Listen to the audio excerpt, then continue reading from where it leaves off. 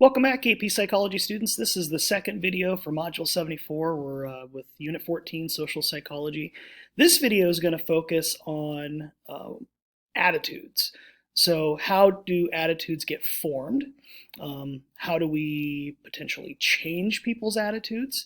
And what happens when our attitudes and our actions aren't always in line? Like what causes that? What are the outcomes when that doesn't happen? So to start, we just have like kind of the three major components of attitudes, how they all relate to one another. The big thing to take away from this diagram is that our thoughts, our emotions, and our actions all influence each other in both directions.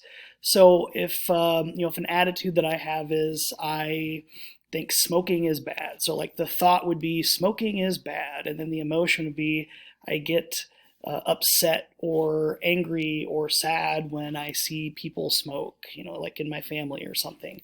And then my actions are, I'm going to not smoke, but two, maybe I try to persuade people not to. And so again, the premise is that if I think smoking is bad, I'm going to act upon that a specific way. But also, acting on it a specific way influences my thoughts, if that makes sense. So the fact that I'm telling people, hey, you shouldn't do that, that might make my thoughts stronger. And my thoughts help create the emotions, kind of going back to two-factor theory. So if I think, smoking is bad, that's going to make me feel a certain way when, I see other people doing it. But the emotions that I feel can in turn go back and make me think even stronger the way that I did, and the way that I feel is also going to affect my action. So it's kind of a reciprocal relationship all the way around. But it's a little interesting, these things don't always line up. And so what happens when they don't line up? So some key questions: to what extent do our attitudes affect our behavior? To what extent does our behavior affect our attitude? Because sometimes that happens too. And what happens when the two are in conflict? This slide here, honestly, I'm not going to go through the entire thing, but it says what determines whether attitude will affect behavior. We know that the way that we feel about something will affect our behavior, but the key things here, norms, is it what most people think? Perceived control, kind of like that locus of control. Do you feel like you can make a difference? So, here it says, I may feel strongly about climate change, but if I don't feel like there's really anything I can do, maybe I don't bother going through all of the, steps to reduce my carbon footprint and all that, because I'm like, well, we're screwed anyway. Potentially someone could think that. How aware am I of my behavior? This is an interesting little side note. They call it the looking glass effect. And basically what they found is that if you can make people aware that they're doing something that goes against their beliefs, they're a little bit less likely to do it. And so it says cheaters and eaters here. They did a study where they had people kind of fill out a questionnaire like, do you think cheating is bad and whatever. And then they put them in a classroom by themselves and gave them like an IQ test and said, hey, well, you got 30 minutes, then you need to put your pencil down, whatever. And in one group, they just gave them the test. No one was in the room. And they found that like 80% of the people worked beyond the 30-minute time limit. So technically they cheated.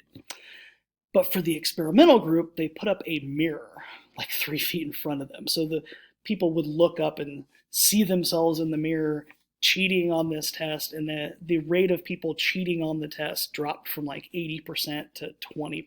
So just being aware of like, in the moment, this is what I'm doing, and maybe it's not right, people were less likely to do it.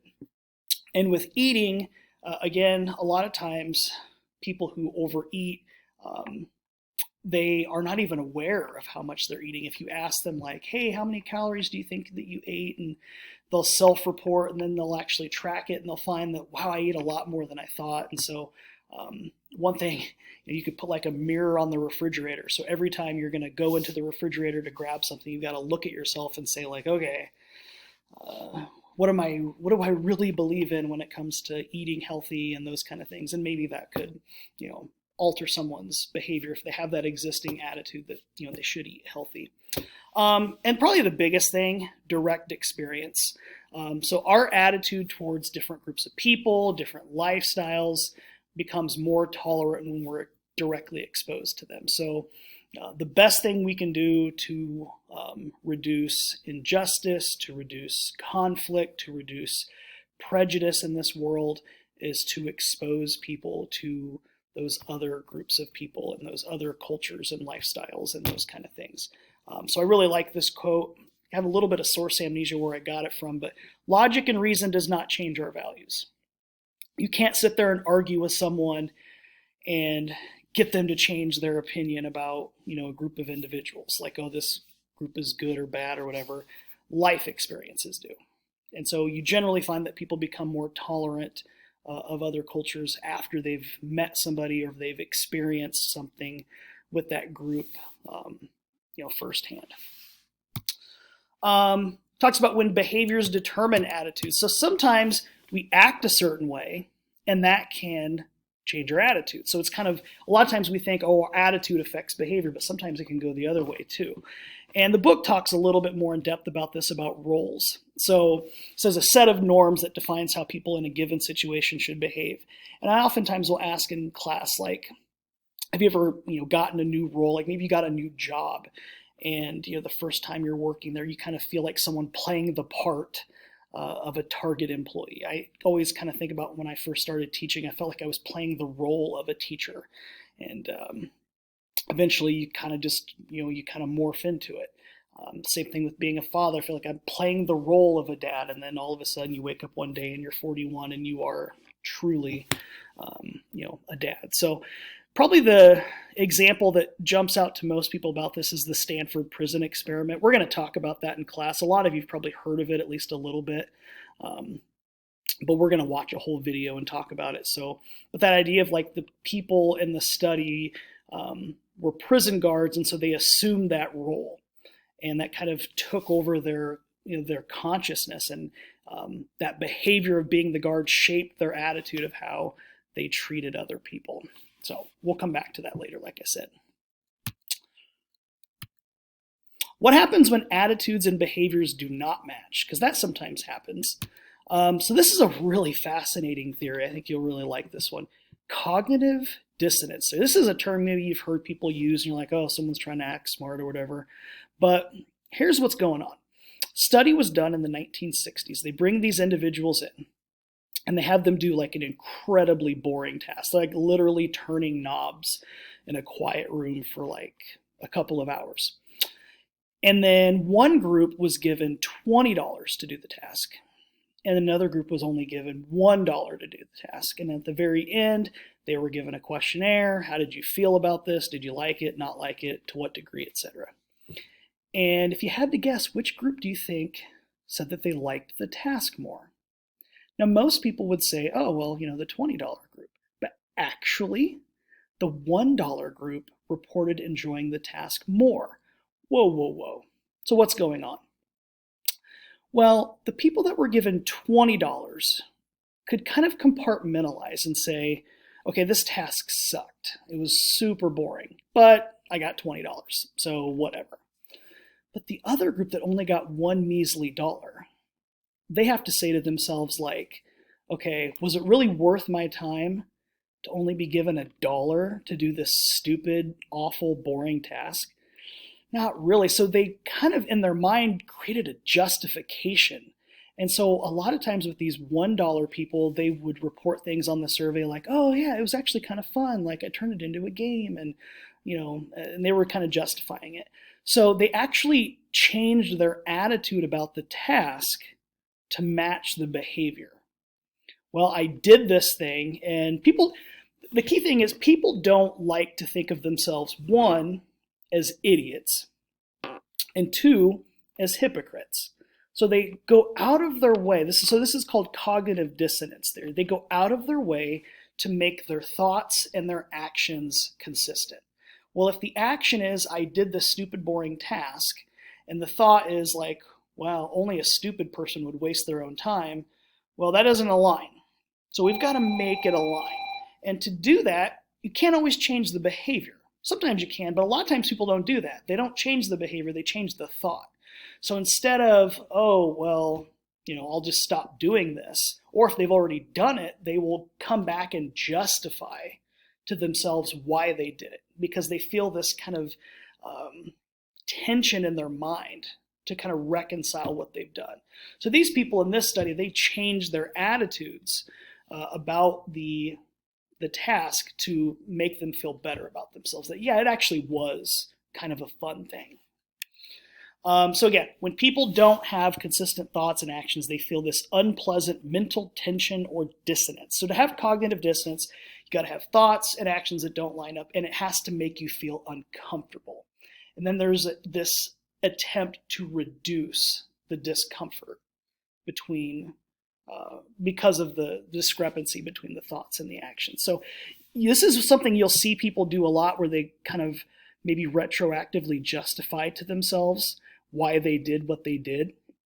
We'll talk about a ton of other examples. We'll do some work on this in class, because it's really it's an important one, and it's an easy one to get confused with. So yeah, the key here, we often change our attitudes to match our behaviors when we experience dissonance, instead of the other way around. This one, read it, but we've kind of covered this already. And then finally, when we want to change other people's attitudes. So there's two different routes to persuading people. We have central route persuasion, and then we have peripheral route to persuasion.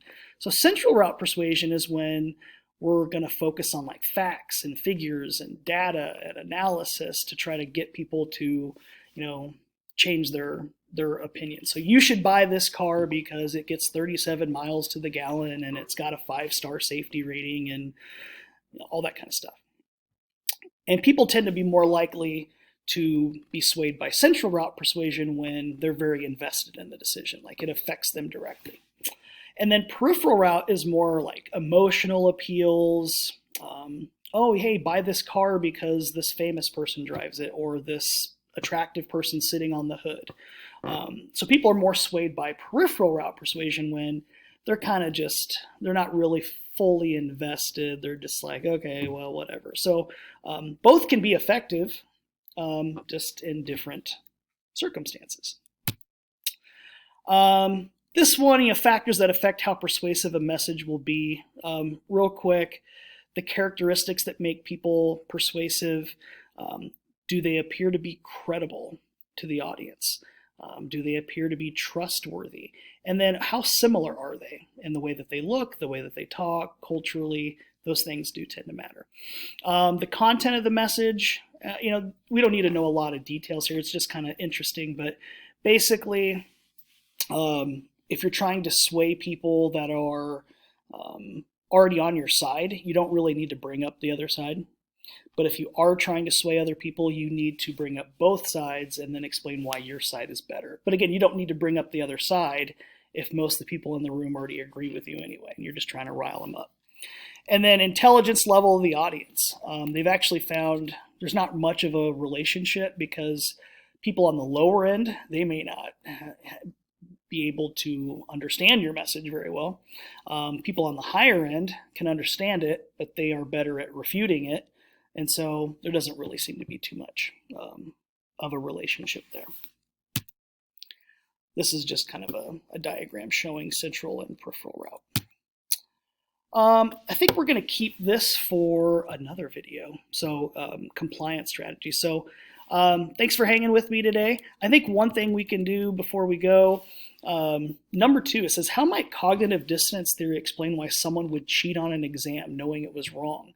So you can kind of pause and then come back and take a stab at it. So what I would say here, if the thought was cheating is wrong, but the behavior was I cheated, they don't really match up. So, well, you already did the behavior, so you've got to justify it to yourself. So you might say, well, it was just this one time. I was so busy this week. I won't do it all the time. Or you could take it a step further and say, you know what? Cheating's fine, because the entire academic system is flawed and unfair, and so this is my way of getting back at the system. And again, you're justifying to yourself why it's okay to do that. Maybe you've changed your attitude to match up with the behavior that you've engaged in. So, well, you heard the bell. Time to wrap up. We'll talk to you next time. Thanks, guys.